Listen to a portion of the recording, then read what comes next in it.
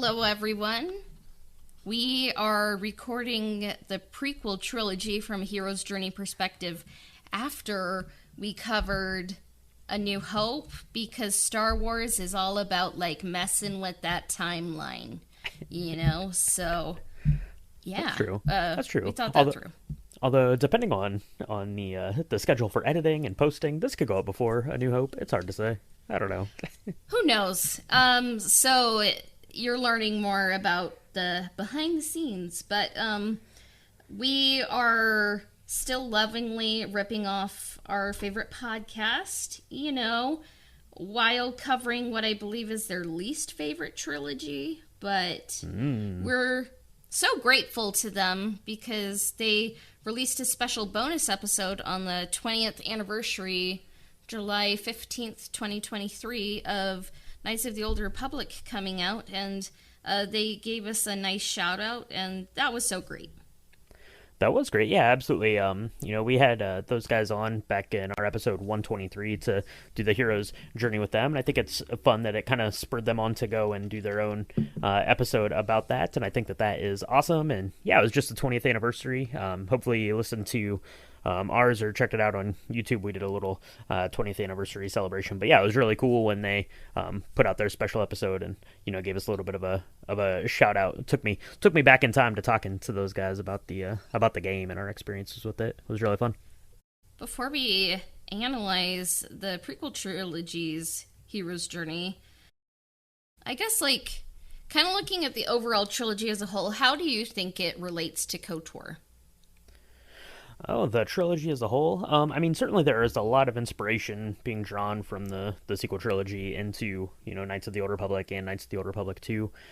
They both came out about the same time, right? You have the Phantom Menace in 1999 up through to Revenge of the Sith in 2005, and then you had KOTOR coming out in 2003 and 4. So it was kind of all right there, tied in together. The first KOTOR is kind of this traditional kind of hero's journey tale. Which you get more in Star Wars, but kind of the way that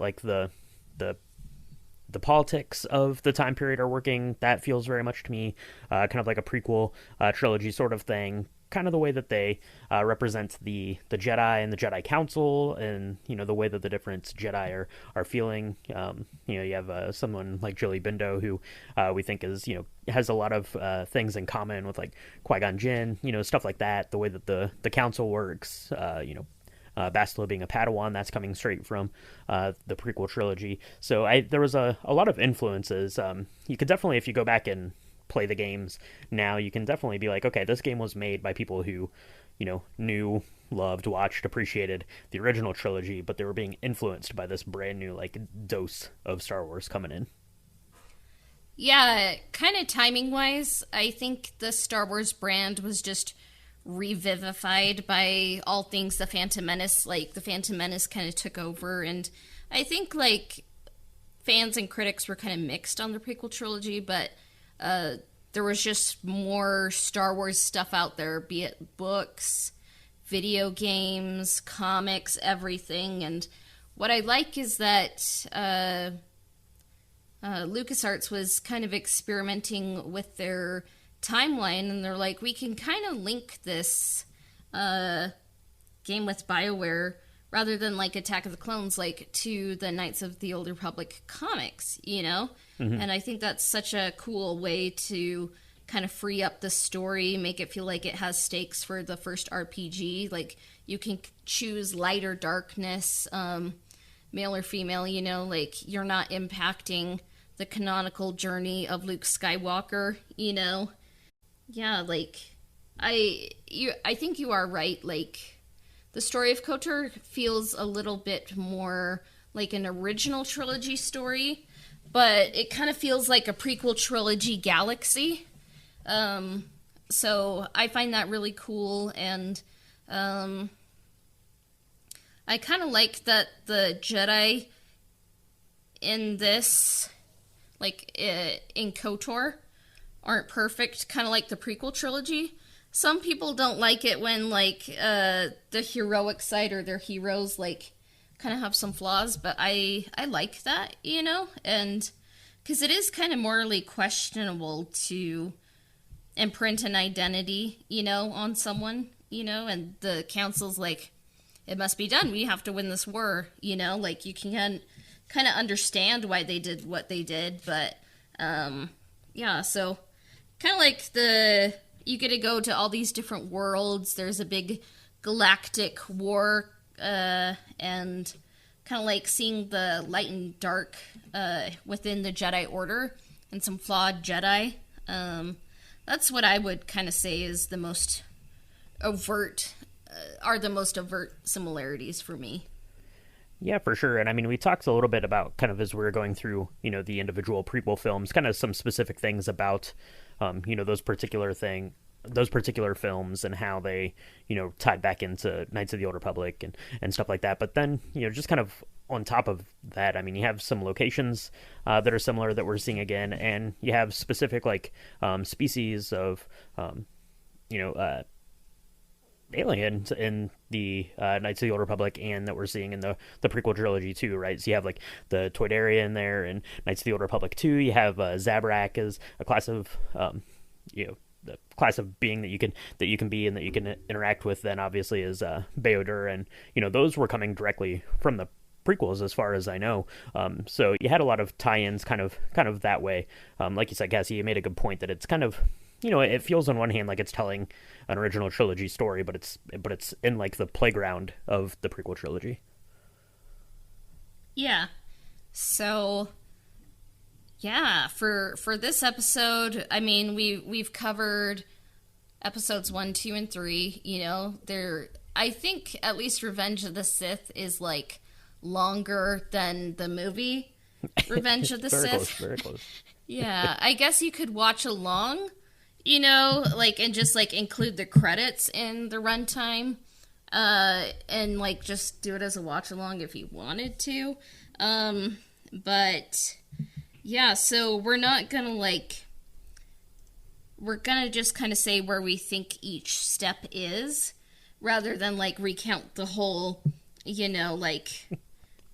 story of episodes 1, 2, and 3. So, That's true. I guess we should have taken a poll and been like, do you want us to go through like 9 hours of Star Wars? And the answer would have been yes. But in the in the interest of saving a little bit of time, since we did the deep dives on those, we're just going to kind of go through the steps. And I think that it's interesting to go through and do that because obviously, you have your steps from each of the films, but then when you lump them together as one big story, which I think is probably the easiest to do with the prequels, we'll find out for sure when we get to the original trilogy and the sequel trilogy. But I think it's fun and how like those steps kind of shift around.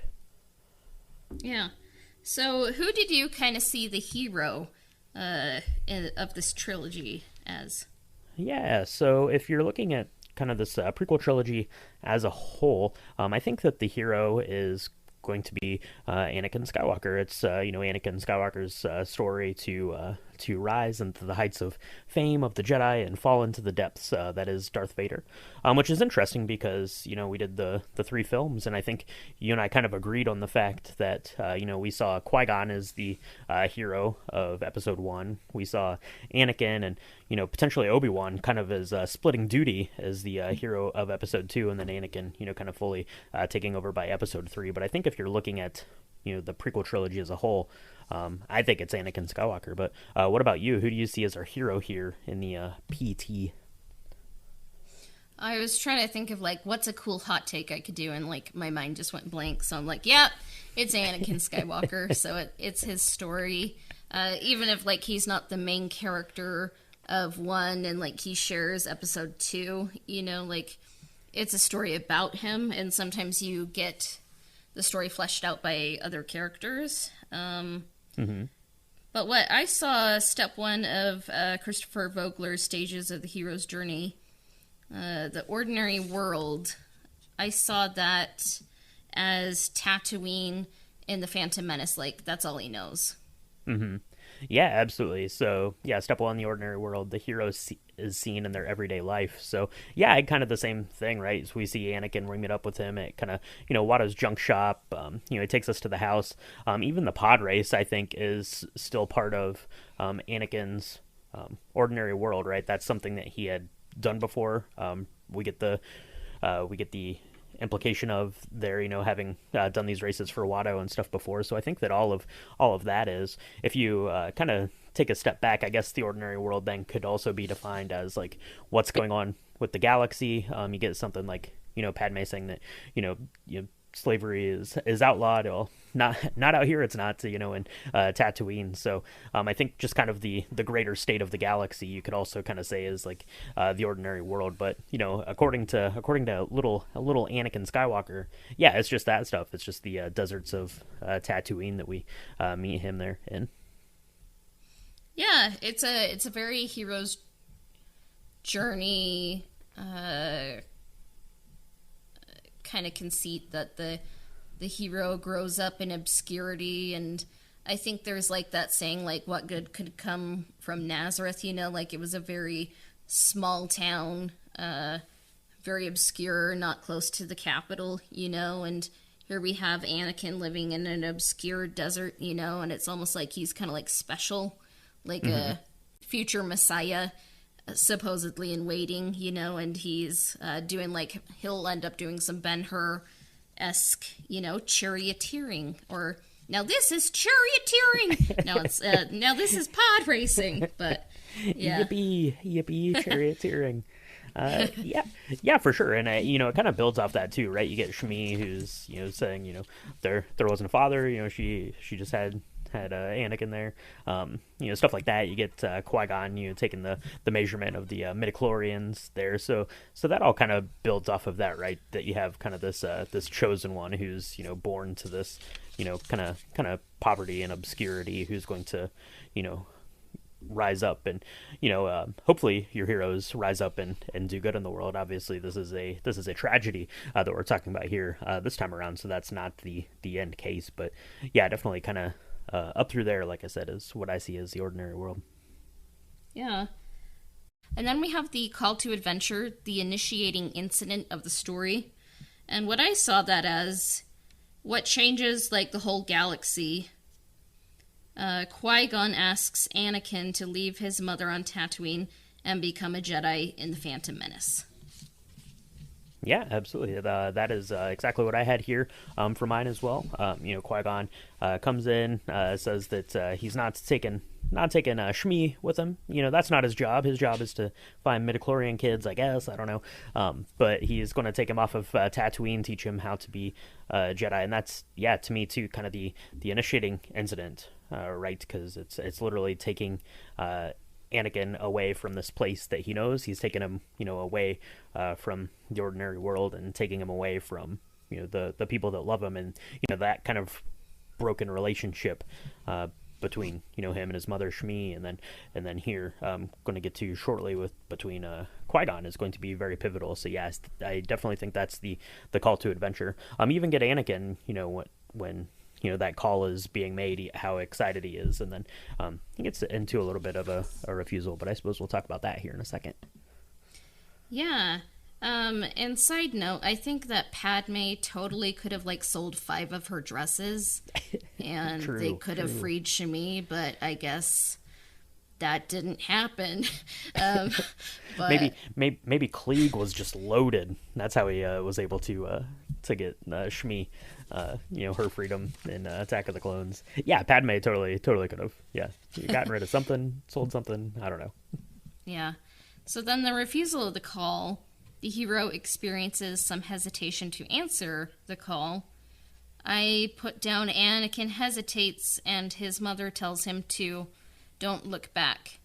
Anakin can't let go in The Phantom Menace and Attack of the Clones, and possibly even Revenge of the Sith. Yeah, for sure. I think here for Anakin, I think there are a couple of refusals of the call. I mean, you have one that's kind of more internal within Anakin, who's saying, he doesn't want to leave his mother behind. He's not all about that. So I think that that's kind of an internal one. But I think that there are some other kind of external ones too. I mean, you get kind of Anakin through that section, I guess, ties into to his personal refusal. Talking about how space is cold and how alone he feels. I think that that's kind of just echoing his sentiment that he's refusing this call. But then you have a couple of other things too, right? He gets to the Jedi Council there on Coruscant, where they tell him that he's too old to begin the training, that he has too much fear in him, so he's not going to be trained as a Jedi. That's kind of an external refusal of the call, right, to become a Jedi. Then I think Qui-Gon's death I saw as like a refusal of the call too, right? Qui-Gon is supposed to be his mentors. Qui-Gon is supposed to be the one that is, taking him through the story, and then dies at the hands of Darth Maul. So I think that that is another kind of external refusal of the call for Anakin. Yeah, sometimes the refusal comes from the hero, like within. Sometimes they feel it, sometimes they express it, sometimes it comes from without the hero, like it can be other people, other forces, chance, but yeah, that's a good point about the council and Qui-Gon dying, because it's kind of like, it's kind of a tragedy. It's just like sometimes things happen, but yeah, meeting with the mentor, or did you have something else to say? Sorry. No, I was just going to say, yeah. So, kind of for the initiating incident here, as getting Anakin off of there so he can be a Jedi. Yeah, I think that Qui-Gon's death is really important. Kind of refusal to that, and it basically is going to alter the trajectory of the kind of Jedi and the kind of upbringing that Anakin's going to have. So I thought that Qui-Gon's death was pretty important here as far as the step 3 went. Do you think that if Qui-Gon would have survived, if Anakin and Padme would have gotten together, or like maybe Anakin would have left the Jedi? I don't know. That's really hard to say, because on one hand you have Qui-Gon, whose master was Count Dooku, right? So who obviously left the Jedi, and then Qui-Gon is the master for Obi-Wan Kenobi, and Obi-Wan Kenobi seems, by all accounts, pretty straight-laced, pretty much bought into this sort of Jedi methodology kind of thing that's going on. So I don't know if Qui-Gon would have gotten, to teach and to be a mentor to Anakin, what that might have meant if they would have went a little bit too far to one side, kind of like Count Dooku did. There wasn't Obi-Wan, I guess, maybe was almost like an anchor, maybe, if I could see him like in that role to Qui-Gon, where if they would have had kind of these more idealistic kind of views of things, how that might have worked out. It would have been interesting for sure. I don't know that Anakin might have necessarily fallen to the dark side, but it very much could have been a case where they would have decided to leave the order, or any number of things could have happened, I suppose. Yeah. But what about you? What do you think? Do you think it all would have worked out had Darth Maul not taken down Qui-Gon there at the Duel of the Fates? I think he would have been in love with her. But I don't know if, like, Anakin would have wanted to stay and be like, I love her, I'm going to continue being a Jedi.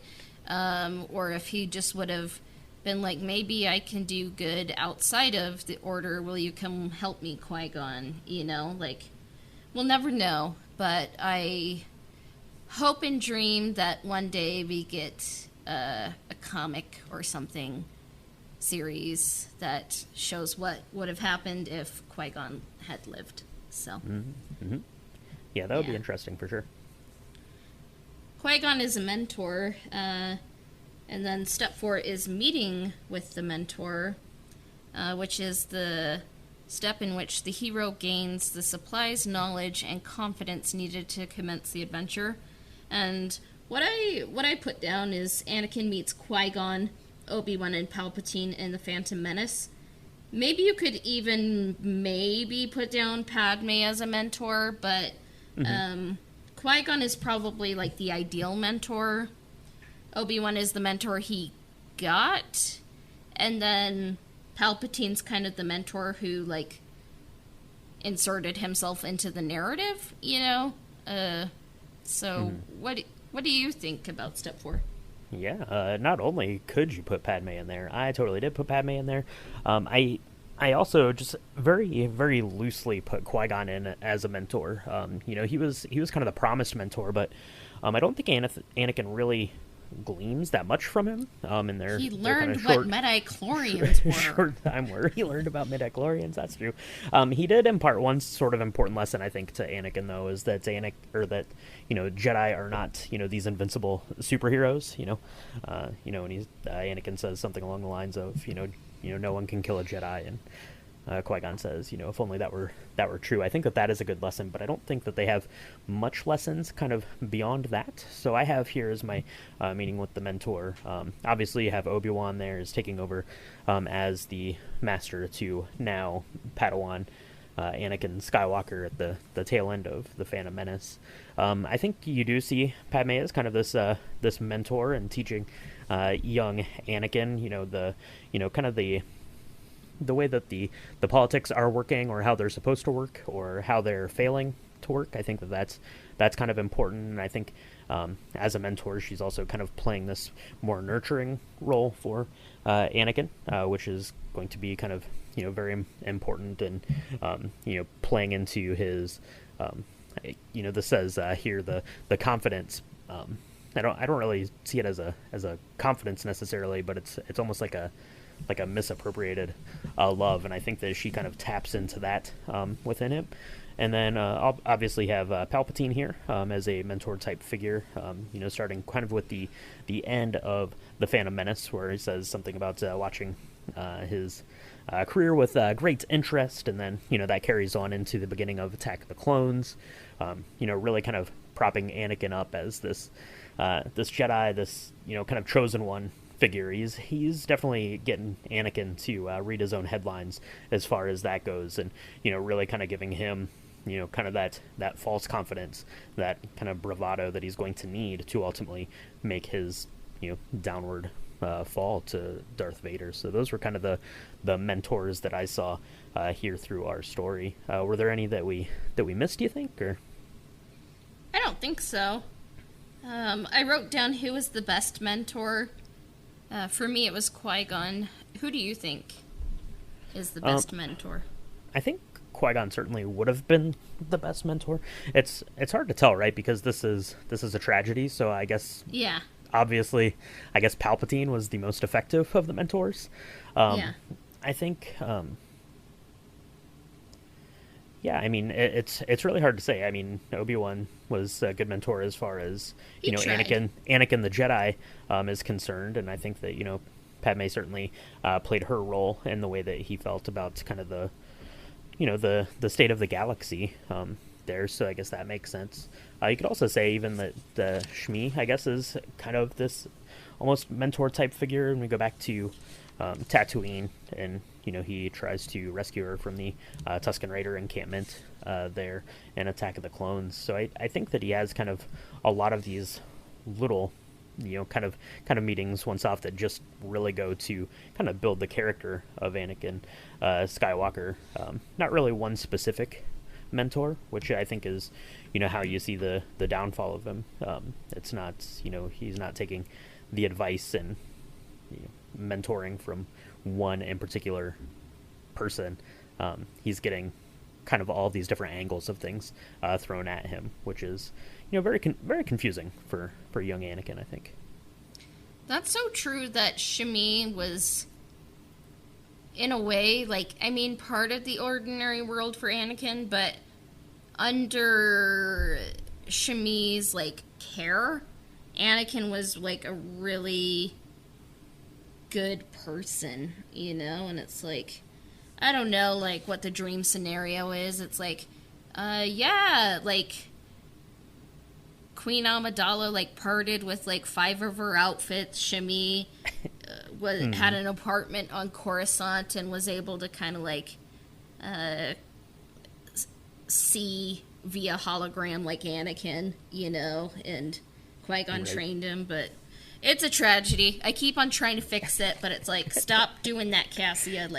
It's a tragedy. So you can't fix Anakin. He's too broken by all this stuff for sure. yeah, I think that that's kind of interesting in the way that mentorship works, and I think you could even say then that Shmi even kind of beyond the grave almost serves as a mentor, because that's really kind of what propels Anakin through kind of the next steps as his journey kind of changes, from the beginning, where his journey goes from wanting to become a Jedi to wanting to, I don't know, for lack of better terms, replace Shmi, or replace that emptiness that he has from losing his mother. Yeah. So, crossing the first threshold, it's where the hero commits wholeheartedly to the adventure. I kind of wonder if Anakin is able to commit wholeheartedly, but, like, he does leave Tatooine. He's on Coruscant, ends up becoming a Jedi he's going to be trained as a Jedi, and Anakin does become a Jedi in The Phantom Menace, despite his issues with attachment, his mother in The Phantom Menace, and Attack of the Clones, and Padme in Attack of the Clones and Revenge of the Sith. Mm-hmm. Yeah, this one was tricky to find an exact threshold.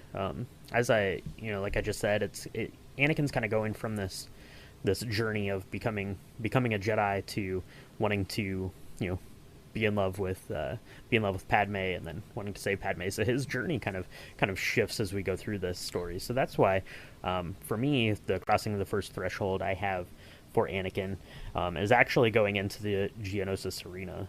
He's kind of crossing that threshold into, both being, kind of recognized as a Jedi, as the Clone Wars is about to begin, but also he's crushing that quote unquote love threshold with Padme, right? They're in that little cart going out, and they give the kiss. So he's kind of fully committed to that, right? They've kind of been talking about whether or not they could really be in love. Was that good? Was that bad? But right there, kind of committing to that life of love, and then obviously the marriage then that's coming up with Padme.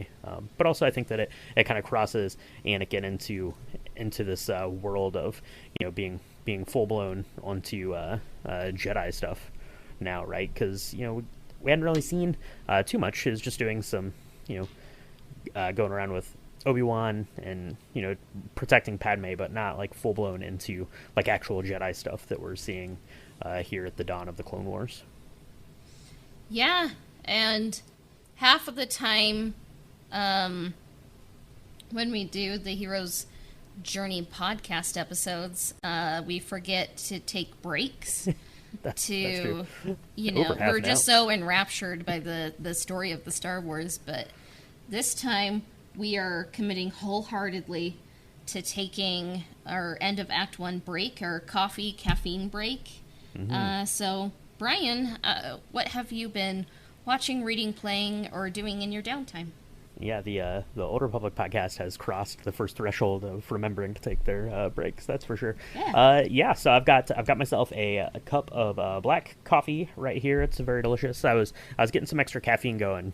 These Heroes Journey analysis episodes have been getting a little long, so I wanted to just go with some coffee here today for my caffeine break. What have I been doing? I've been doing a little bit of reading. I finished Cataclysm, as I think I mentioned in our last time we were recording, and I just started what's it called? I'm gonna have to look it up. It's something The Red Blade that Lily Dawson wrote. It's a new Star Wars novel about the Inquisitors. I think I'm like the second chapter into that, so I got that started.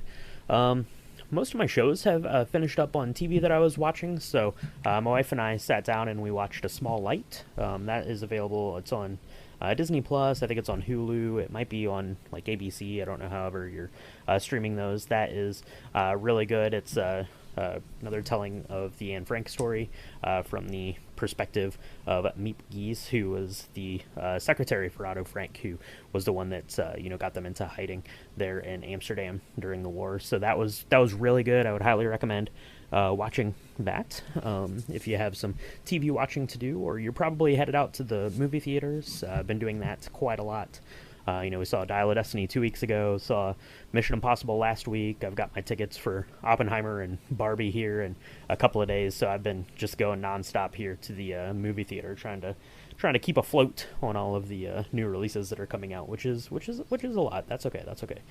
They have the air Yeah. conditioning at the theater, which is nice because it's real hot here. So Yeah. real They have hot food. everywhere. So yeah, Yeah. food.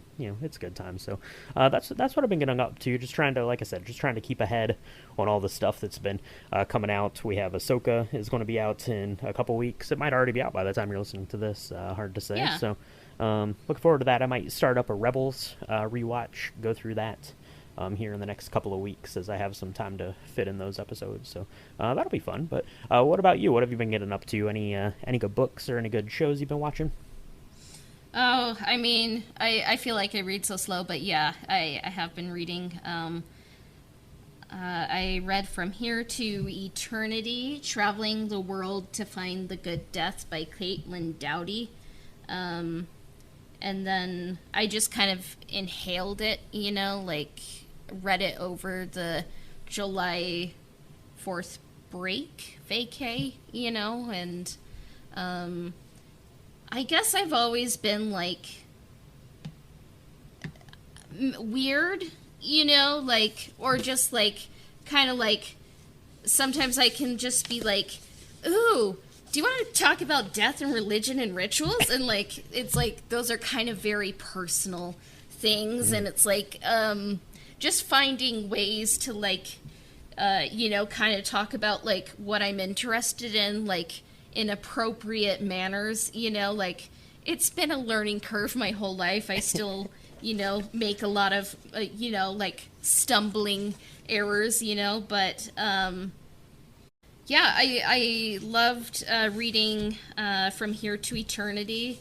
It's not morbid. If anything, it's when you kind of like are more aware of death and celebrating death and commemorating it, like it's a fact of life, you're kind of like, in a way, like when you celebrate death and are more aware of it, you're celebrating life and you're more aware of life. Like you're being present, you're being held, you're holding people, and so in this book they travel over the U.S. to Indonesia, Mexico, Spain, Japan, and Bolivia, and they talk about like different ways that people observe death, and I think in some ways, like if you kind of think about the Clash of the Titans movie, the remake that came out, they have Hades be the villain, and like the Hercules animated cartoon that I believe came out in 97, like Hades was the villain. But like back in the day, like I mean, of course, like people don't want to die, like they would come up with euphemisms to talk about like death deities a lot, but they were never seen as villains. Like it was just like that's the unfortunate reality of life is people die, so in some ways, like it's just this book and got me thinking, and now I'm listening to Smoke Gets in Your Eyes by the same author. So I'm just kind of like thinking like, what do I want? How can I be present? Like how do we make plans for like what people want to happen to them? And like in some ways it gets me thinking about society. It's like people don't really die in their houses anymore. They die in hospitals, and like instantly, like sometimes like you don't really get to spend time with the unfortunately like the body of your loved one, like how can we be more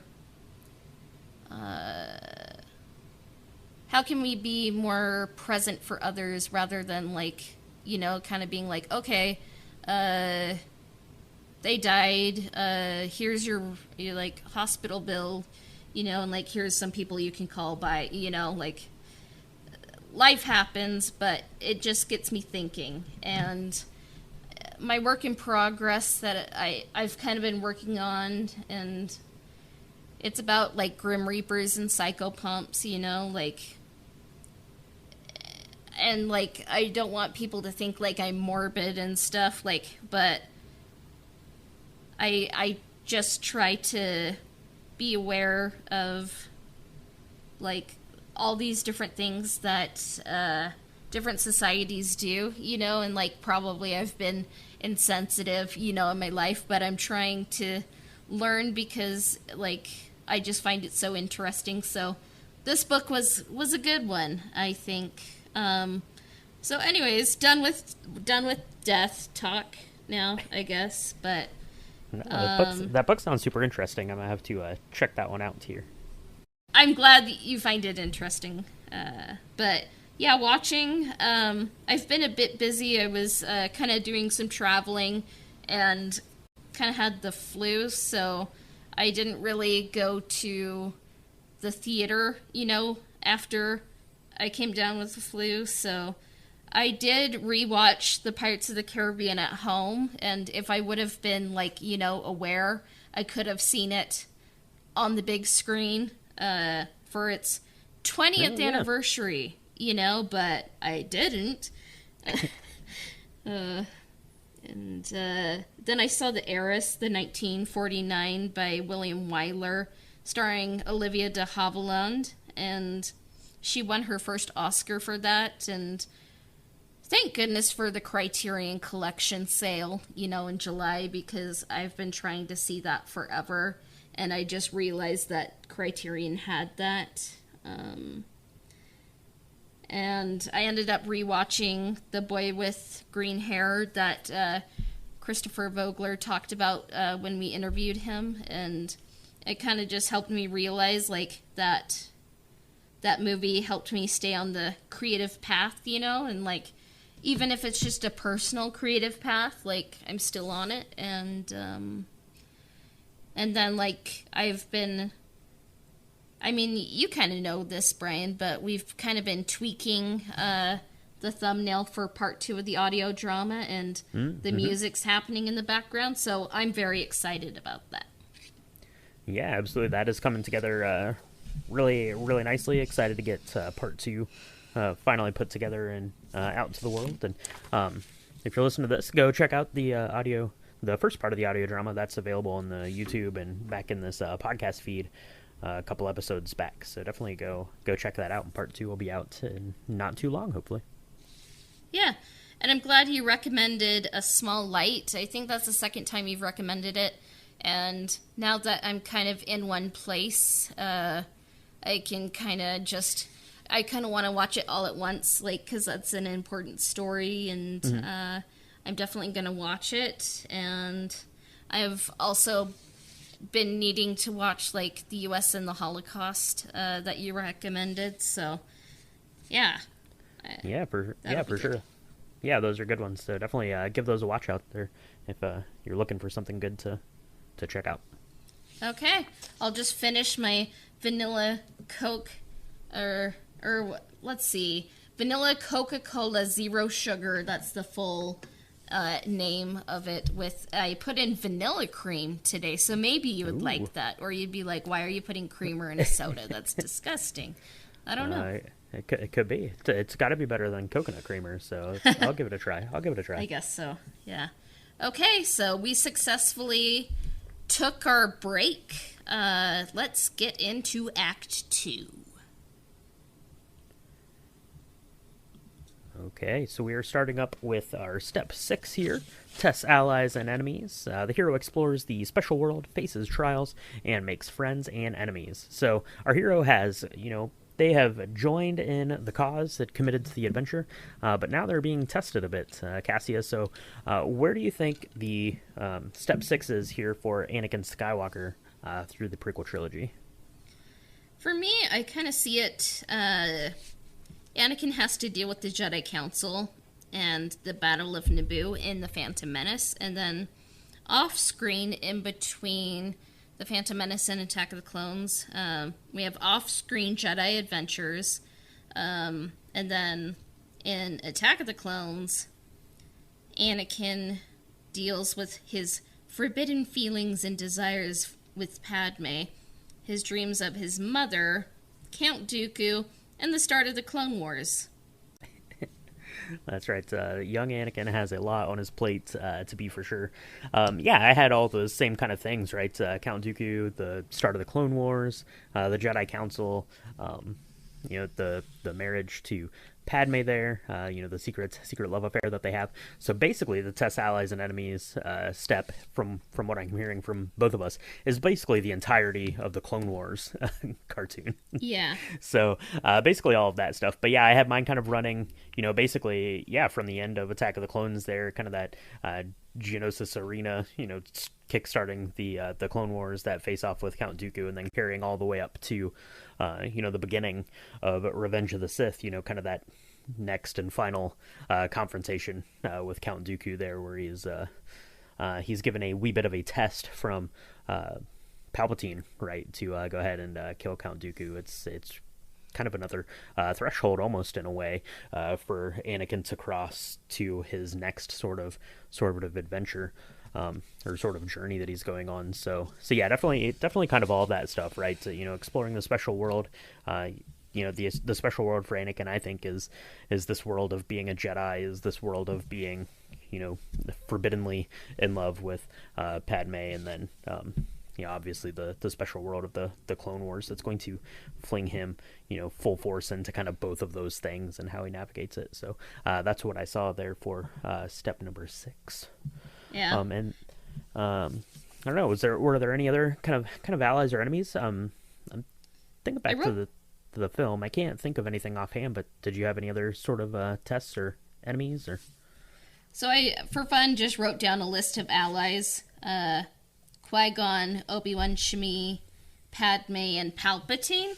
And then enemies, the Jedi Council, Count Dooku, sort of Obi-Wan, and sort of Palpatine, because I guess sometimes it can be like in Attack of the Clones, like just Anakin and Obi-Wan are just not always on the same page, Mm-hmm.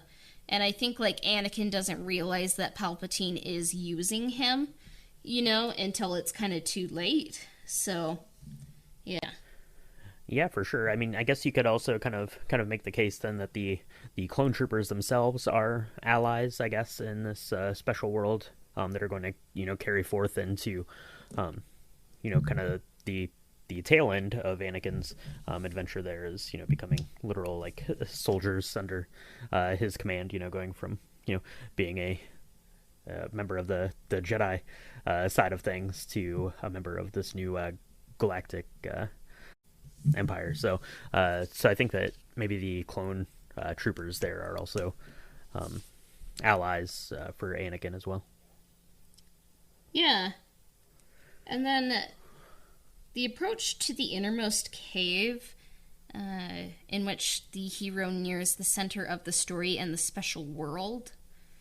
I put down Anakin's dreams of his mother in pain in Attack of the Clones, like being like, Padme, I have to go to her. I'm going. And she says, I'll come with you. Okay. Yeah, that certainly makes sense as that kind of inner turmoil with Anakin there, having the dreams and visions of his mother, and then those translate into dreams and visions of Padme, and how is he going to sort that out? I had a little bit different my approach to the innermost cave. The hero nears the center of the story and the special world. I had kind of the center, the innermost cave for Anakin as being kind of both the Jedi Council and being the apprentice of Palpatine, right, is getting very near kind of the center of these these ideals, right, be it the Jedi or be it the Sith, as really kind of that battle over the soul of Anakin Skywalker there is getting fully underway as we're into Revenge of the Sith now. So I thought kind of the innermost cave was quite literally kind of being in the middle of being in the Jedi Council, being seated on the council, or being seated at the right hand of Palpatine. Interesting. Wow, that's a good take. I like it. Yeah, there you go. Yeah. So for me, the ordeal in which the hero faces the greatest challenge yet and experiences death and rebirth. I put Shmi dies in Anakin's arms, and he slaughters the entire village of sand people in Attack of the Clones, because I think when that happens, like, pretty much the rest of Attack of the Clones and Revenge of the Sith is inevitable. Yeah. Yeah, for sure. It definitely is inevitable. As soon as that happens, all the dominoes get knocked over, and they're going to start falling as they may. And there's nothing really that's going to stop it there. I looked at the ordeal as kind of the same, kind of on the back end of that. The ordeal for Anakin is now these visions of Padme. Right, he's already lost his mother. He's had kind of the same kind of visions here for Padme, and he really doesn't want to lose her. So I think that the kind of this ordeal for Anakin is how do you deal with those visions, right? How do you make them not come true? So it's a literal clashing now of the Jedi and the Sith, parts of his own kind of psyche, right? He's a member of the Jedi. He's been taken under the wing of the Sith, and those are coming to a head here. And which one of those is going to win out in the battle of Anakin Skywalker here?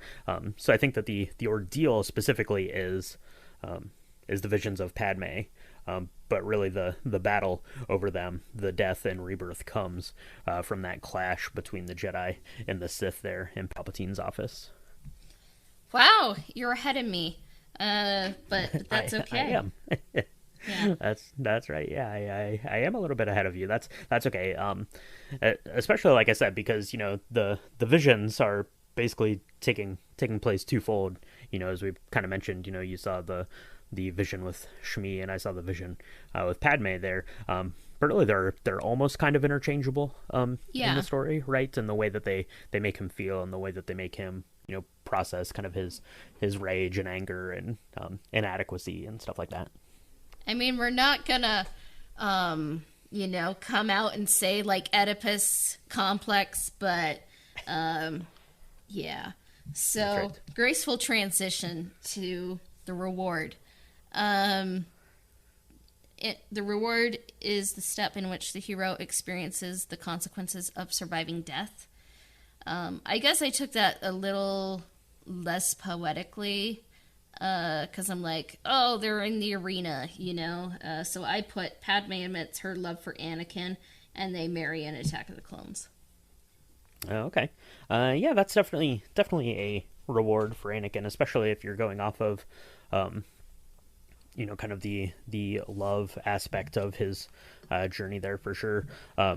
As as we just made mention, I'm already well ahead of that. The reward here for my hero's journey for Anakin Skywalker is that he's basically now being rebranded as Darth Vader, rise as Darth Vader. So his reward isn't necessarily that he gets to be the Sith Lord of Darth Vader, but he has preserved the opportunity to save Padme, right? That knowledge resided within Palpatine. He was able to kind of thwart the Jedi's actions, at least somewhat, or not, enable them to take Palpatine out. So his reward then is that Palpatine is alive, being the only one that Anakin knows that can keep Padme from dying. Yeah. And maybe, like, in some ways, in my analysis of the prequel trilogy, like, to me, like, Revenge of the Sith was a little bit of an afterthought. Maybe if I were to do it again, I would incorporate more of Revenge of the Sith in Act 2. But I kind of like mine, Yeah, for sure. I guess... and, obviously, when these were written, it was kind of written as one complete story, but you could almost look at it because really Revenge of the Sith is the story of the fall of Anakin Skywalker, whereas the first two are really more of the kind of an exploration of who Anakin Skywalker is, what he could accomplish, and who he would love. So I think you really could kind of look at these as two sort of separate tales of Anakin Skywalker if you really wanted to. And I think kind of, and going through this exercise together, I think that's how you and I kind of did, right? You looked at kind of that first section of his story, and I looked at not necessarily the whole story. Like the way I did it was better. It's just a different way to kind of look at the story, I think. Yeah. There is no canon. There are multiple ways to, be Spider-Man, or like analyze the prequel trilogy. That's right. So we are at the end of Act 2, so I think that means we can take a little break and mix our mocktail and cocktail. Does that sound good? Absolutely. That sounds great to me. We're 2 for 2 on taking our breaks today. I am very proud of us. Yeah! I'm so impressed with us. It means next time it's probably we're gonna be 0 for 2, but 0 for 2. yeah. Okay. So I guess we are beginning. Well, I guess we're about to begin Act 3, but we're taking our Act 2 break. So I'm genuinely surprised, Brian. Like, what are you having today? That's right. We were headed out to finish up the story. We drove by Dex's Diner and said, you know what, we should stop in there for a wee bit of refreshment. That's what we're doing today. So first off, I want to say, if you want some more good, delicious drinks, mocktails, cocktails, all that stuff, go back and listen to the Hero's Journey analysis for Phantom Menace, for Attack of the Clones, for Revenge of the Sith, because we did some pretty fun ones there. But today, what I have is I'm doing a Dark Side and Stormy. Is a riff on the Dark and Stormy, which is one of my favorite drinks. Out there, if you're listening, if you are familiar at all with the Moscow Mule, or the vodka mule. This is very similar to that, except instead of using the vodka, you're going to use dark rum. It's very delicious. Highly recommend. Really easy to make. It's a nice 2 ingredient cocktail. So it's just a glass with some ice. You can do a copper mug if you want. I usually do just like a highball, just a tall like glass. Fill that up with ice, and then you're going to put in like 1 part of rum. Top it off with your favorite ginger beer. Extra bonus points if you get a really nice spicy one. There's a bunch of really good ones out. You probably have like some fun local ones, and send us pictures of those, because we like to try all the different ginger beers and ginger ales out there. You can squeeze in some fresh lime if you want to, and that's it. Really, really simple. So the Dark Side and Stormy is what I'm going with, because Anakin could not resist the temptation of the Dark Side, and either can I when it comes to today's cocktail. So True. So, yeah, we had some fun with the prequel trilogy. Looking back at episode 1, I had the Jar Jar, put it in a jar, so it was a Jar Jar jar. I had the great, people at Swig make I Don't Like Sand, and then I was like, you know what? I'm going to create something kind of similar to yours, I guess, like the Mustafar Mule mocktail. So it's something like I created the, I don't know, is it recipe for the drink mix, the mixology? yeah, that's right. Yeah, yeah. I don't. I guess the recipe, I think, is the way you still call it here for a drink. I think so. Yeah, you had some really good ones. Let's see. I did the Qui-Gon gin and tonic. I did the Coruscant cooler for Attack of the Clones, and then I just did the Coruscant, which was a riff on a Manhattan there for Revenge of the Sith. So Yeah. But for today, I had the Achilles heel mocktail, which is based on the Achilles heel cocktail. I guess it was invented or mixed for the first time in 2005 in Brighton, England. I got it from Difford's Guide. If you basically search Achilles heel cocktail, like it's gonna come up first. But what this calls for is 2 fluid ounces of juniper beer soda.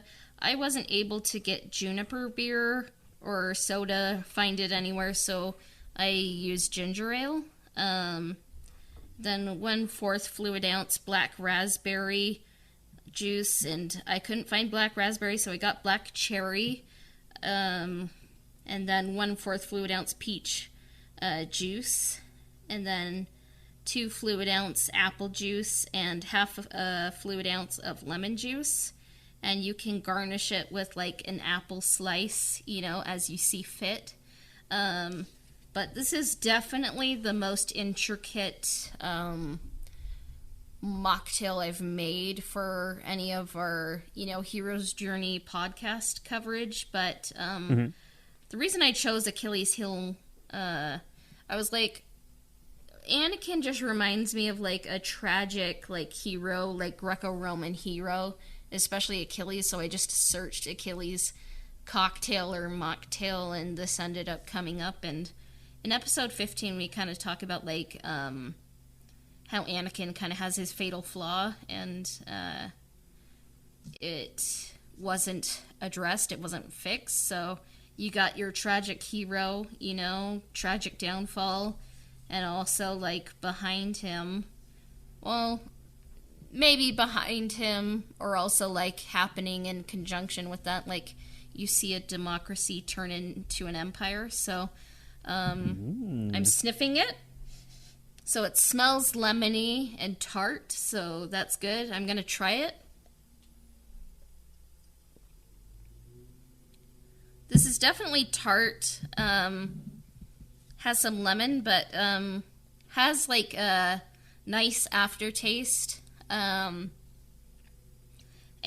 basically it's juice and it's liquid, so it's cold and it's hot this summer. So like, I think it tastes good. Maybe others wouldn't think it tastes good, but I like it. Yeah, no, that sounds really good. I like kind of the different mixture of different juices and sodas there. That sounds really good and really interesting. I'm gonna have to give that a try for myself. That sounds really good. I don't know. You said it was juniper soda that was in the recipe. You can find. I don't know that I've ever seen juniper soda. I'll have to keep my eye out for that. My local grocery stores here are doing a pretty good job of getting like a bunch of like fancy sodas in, and like kind of like boutique type sodas and stuff like that. So I'll have to keep my eye out and see if I can find some juniper soda, because that sounds pretty good. Yeah. So, I'm sure maybe there's like a 7-Eleven, on Mustafar, and maybe just like some security guard fell asleep at work and it's like, what did I miss? But yeah. That's right. Absolutely, there's a 7-Eleven on Mustafar. That's where you got to fuel up. It seems like Mustafar is far away from everything. So yeah. So all right, let's dive into Act 3. Act 3. All right, we've gotten our reward, so we are on to Step 10, the road back. The hero returns to the ordinary world or continues to an ultimate destination. So Cassia, you're a bit behind me in terms of our hero's journey. So what do you see as Anakin's road back here in the story then? I kind of saw it as Anakin's guilt, his attachment to Padme, and his fear to lose her culminates in his giving into and pledging himself to the dark side and Darth Sidious. He massacres the Jedi and duels Obi-Wan to the death. However, in his myopic quest to save Padme, he loses her and his life as Anakin Skywalker. So basically all of Revenge of the Sith. So I think I caught up, Dang, that is one way to do it, for sure. The road back. Yeah, absolutely. Yeah, so I mean, the ordinary world for Anakin Skywalker has changed, right? You go from Tatooine, being a fun-loving pod racing kid, yelling yippee, is kind of the ordinary world, and now it's completely changed. Anakin Skywalker is not even Anakin Skywalker anymore, as far as I'm concerned here on my hero's journey. So I think that now for the ordinary world and kind of this ultimate destination, it's really like Order 66. So I think that the road back is basically Anakin just taking over as Darth Vader, right? Going to the Jedi Temple as this Sith Lord now, as it were, and taking out the Jedi. I think that now is his new ordinary world. I think it's completely done like this 180 sort of a thing. So I think that Order 66, the Jedi Temple, and probably even going to like Mustafar to quote unquote end the war there on Mustafar, I think is kind of that ordinary world for Darth Vader now. Wow. Yeah. Because for me, the resurrection, the hero experiences a final moment of death and rebirth. so they are pure when they re-enter the ordinary world. I don't know about pure, but Anakin Skywalker is dead. Long live Darth Vader. Mm-hmm. Yeah, for sure, and it's very kind of symbolic there, right? As he kind of kneels down as Anakin Skywalker and literally, rises as Darth Vader. So that's a good resurrection step there. Step 11, resurrection. The hero experiences a final moment of death and rebirth, so they're pure when they re-enter the ordinary world. Yeah. So I saw that then for Anakin Skywalker as being burned. On Mustafar, right? He is literally leaving behind the body of Anakin Skywalker here. At this, it's quite literally like a fiery death of Anakin Skywalker. He's given up that title, that name, but now he's given up his body as Anakin Skywalker. You also have the death of Padme here in this section. You have the death of the Jedi through Order 66. But you're getting the rebirth, right? You're getting the birth of Darth Vader as this mechanical being there in his helmet and black cape and all that stuff. You get the rebirth of the Galactic Empire is born into existence kind of in this moment, as well as you even see Palpatine, kind of rising from the floor there on the Senate chamber, saying, give birth to the Galactic Empire. So I think that is kind of the moments of death and rebirth. It's not specifically to Anakin, although certainly it is specifically happening to him as well. But you're also seeing other instances of death and rebirth that are going on, kind of in the same swatch of story that we're going through here. Yeah, birth and death are very interlinked in Revenge of the Sith, for sure. And then Return with the Elixir. The hero returns with something to improve the ordinary world. I don't really think Darth Vader is really improving the galaxy. So what I put... if True, you think he does, put it down in the comments and we'll be like, that's weird. But Return with the Elixir. So I put, meanwhile, the Force gives the galaxy the children of light, Luke and Leia, to one day rise up against the duo of darkness, Emperor Palpatine and Darth Vader. I got poetic there, I guess. So. I like that.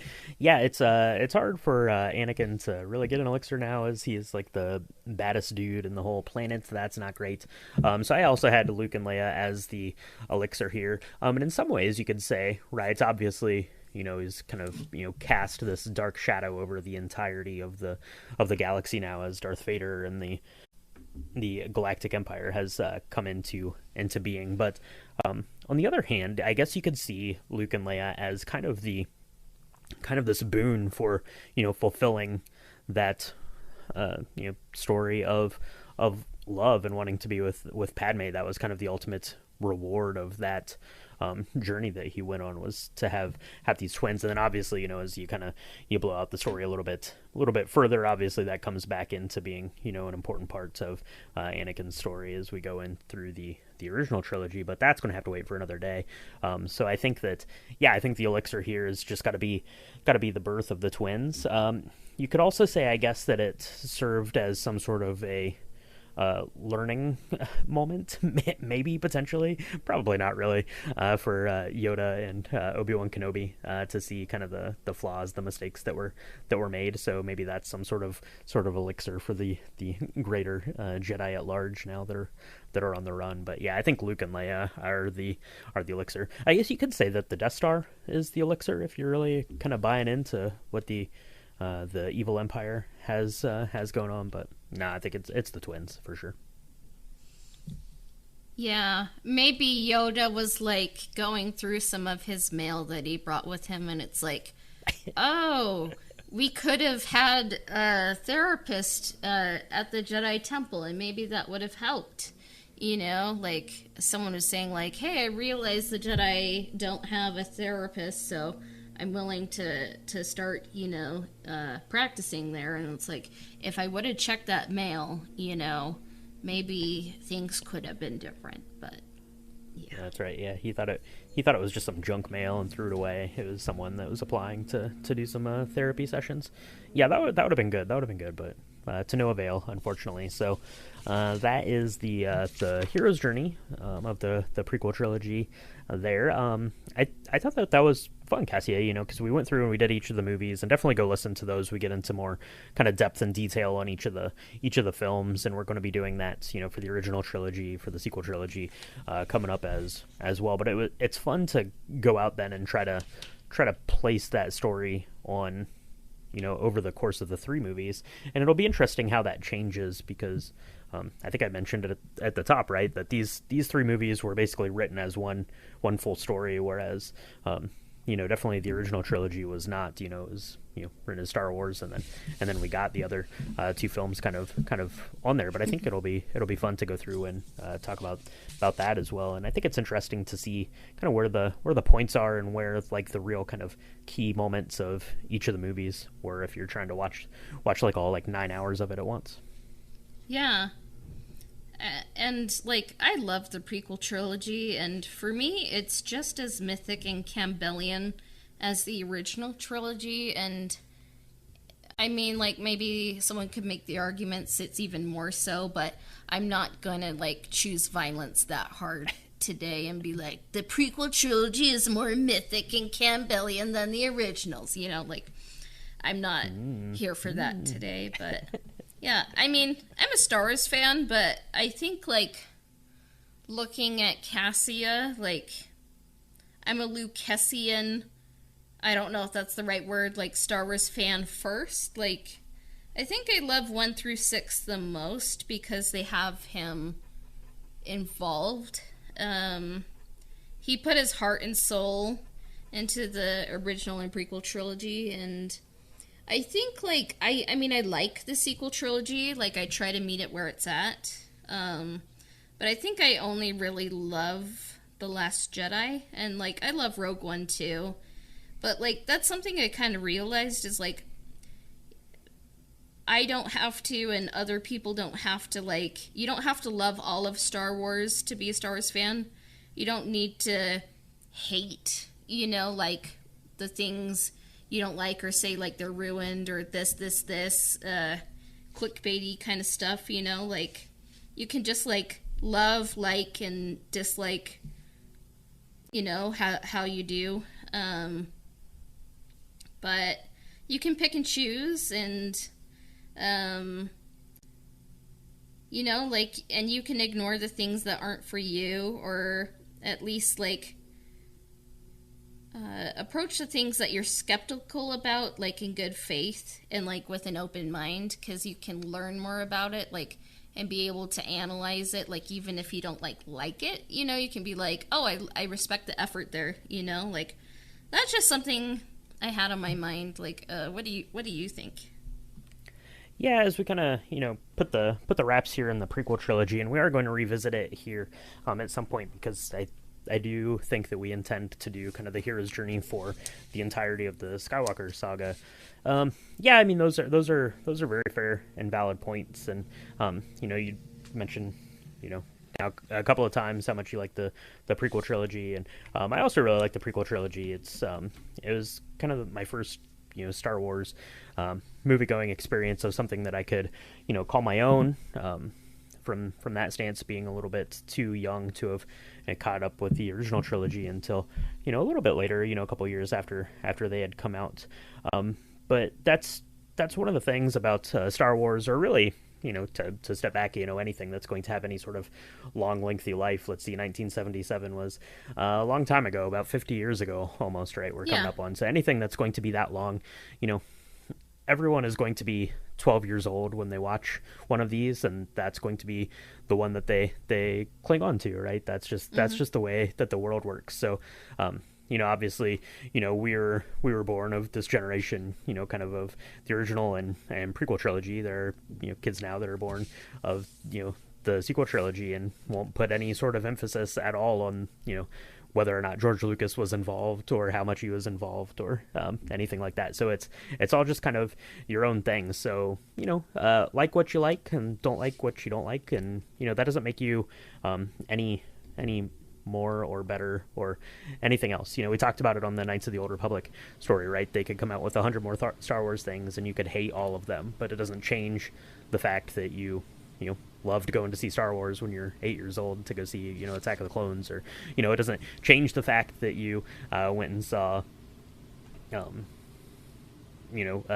Rise of Skywalker when you were, 10 years old, and that's the one that you love, right? It's, everyone has their own journey through Star Wars and through fandoms and things like that, and none of them are right and none of them are wrong. So just be cool out there. Yeah, be cool. That's my take. Yeah, someone who wasn't cool was Anakin, because he was on fire. Yeah, he was on fire. He had no chill at all. No chill to his game. No chill to his shores of Mustafar. He did not have the higher ground there. So bad news. Yeah, and I kind of just wrote a couple points down. And if you have any points you wanted to bring up after we kind of analyze the prequel trilogy as a whole, but like what I wrote down is like Anakin isn't Luke or Han. Luke is kind of like King Arthur-esque, or fairy tale-esque, I would say. Mm-hmm. And Han's just like the cool dude, like, the guy in the cool jacket, or like Lancelot, And yeah. Anakin is kind of just Anakin, and it's like he's a tragic hero, like I said, kind of like Greek mythology, like Achilles. Like, he's also a bit like Victor Frankenstein. Like, I think in some ways, like, you're not meant to think he's fun or cool for the most part. You're kind of meant to think, like, I think this guy's a little messed up. Because I wrote down, like, he's sympathetic, but he's messed up. Like, and maybe that's hard, like, when it's, like, the story of the prequel trilogy is kind of, like, about someone, like, who's tragic and kind of messed up, is, like, they're not going to be likable all the time. So maybe that was hard for some audiences, but what do you think? Yeah, no, I definitely agree with that. He is kind of his own sort of character, and I think that people who would have watched this, who were fans of the original trilogy, you don't need Cassie and I to sit here and tell you that by and large, beyond Star Wars fans, the prequel trilogy was not all that well received. So I think that it's just very much a different story, and I don't know, because he is very different. And while you're talking, that got me to thinking, kind of about the twins, right? The elixir, I guess, that Anakin ended up getting, and Luke and Leia, which of their parents were they like? Because I look at Padme and at Anakin, and I see a lot of Leia in those two characters, but I don't see a lot of Luke in either of those characters. So I think it's just a very different kind of thing. Oh, I think I heard that wrong. I was like, don't you mean Anakin and Padme in those characters? Yeah. Right. Yeah. I see a lot of Leia in Anakin and Padme, but I see a lot of Anakin and Padme in Leia, but I don't see a lot of Luke in those characters. So yeah, it's interesting. Maybe like I mean, we'll talk about the original trilogy, but like maybe it's like, even though like I don't think like Luke would say like, yeah, I had an idyllic childhood, like maybe it's just like that really made the difference, like being raised by an aunt and uncle, and not being told prophecies at 9, It's so interesting because like I've been watching more movies like kind of towards like the end of 2021. I'm like, you know what? I have a lot of movies to catch up on because I missed a lot of them. Just due to like life circumstances, but kind of like looking at like the impact that 9/11 had on the entertainment scape, like it changed a whole lot. Like you have Attack of the Clones and Revenge of the Sith coming out post 9/11. Because I mean, like even outside of movies, like 9/11 changed so many aspects of our world, and in some ways, like, the prequel trilogy is envisioned as, like, a 1970s story, but it was told in a post-9/11 world, and it's, like,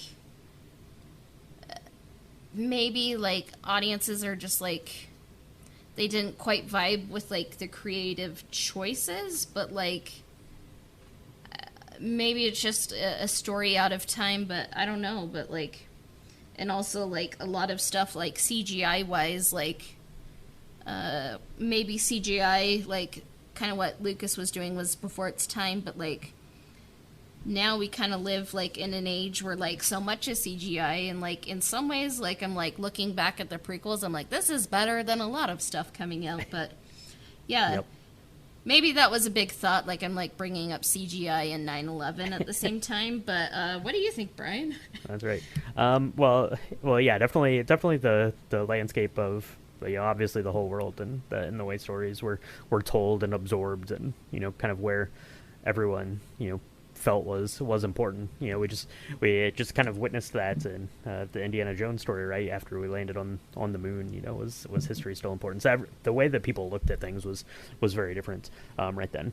As far as the CGI goes, that's going to have to wait for an episode all its own. I think we have something cooked up to talk about some CGI here sometime, and how it relates to Star Wars and just kind of movies at large. I think that will be a fun conversation to have and dig into a little bit, and give our thoughts together. I will say in that regard is that all CGI looks better when you're 10 years old than it does when you're 40 years old. I will say for sure, but that's okay.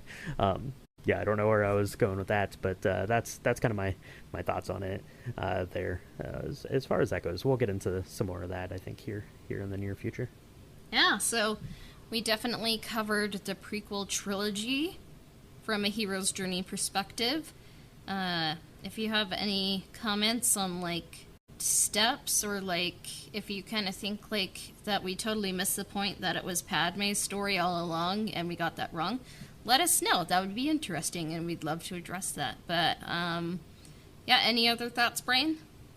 No, and just to echo on that, one of the neat things about the hero's journey is that everyone is always on one. So however you want to apply kind of these hero's journey steps to your favorite character, you should do that. You should go back and watch these films, trying to find the hero's journey steps for I don't know, for Jar Jar, for Padme, for Emperor Palpatine, and we might be going through all of his when we get to the end of the Skywalker Saga. I'm not sure how that's gonna go yet, but yeah, it's fun to watch these in kind of this analytical level, and to try to apply it to different characters. It just makes your viewing a little bit different. So I encourage everyone to go out and do that. It's a neat way to watch a movie that you've seen probably 50 times. So Yeah. So may the force be with you.